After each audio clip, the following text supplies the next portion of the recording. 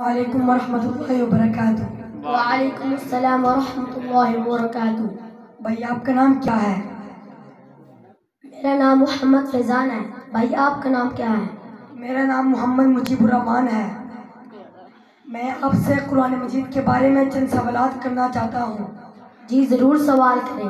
قرآن مجید کس کا کلام ہے؟ قرآن مجید اللہ تعالیٰ کا کلام ہے۔ قرآن مجید کی کیا فضیلت ہے؟ جس طرح اللہ تعالیٰ کو ساری مخلوق پر فضیلت ہے، اس طرح اللہ تعالیٰ کا کلام قرآن مجید کو سارے کلاموں پر فضیلت ہے۔ قرآن کریم سیکھنے کی کیا فضیلت ہے؟ رسول اللہ صلی اللہ علیہ وآلہ وسلم نے فرمایا، جس نے قرآن کریم کا ایک حرف پڑھا اسے اس کے بدلے ایک نیکی ملے گی، ایک نیکی کا بدلہ 10 گنا ہوگا۔ میں یہ نہیں کہتا کہ الف لام میم ایک حرف ہے، بلکہ الف ایک حرف ہے، لام ایک حرف ہے، میم ایک حرف ہے۔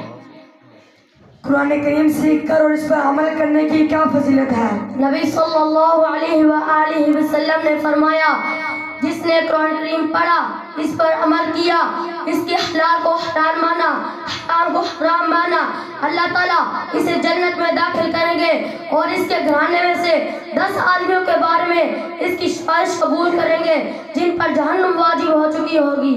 حفظ قرآن کے والدین کی کیا فضیلت ہے؟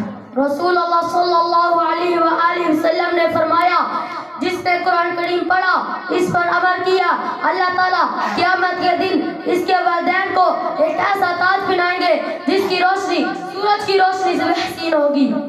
ماشاءاللہ ماشاءاللہ، بہت خوبصورت آپ نے قرآن مجید کے بارے میں چند سوالات بتائیں۔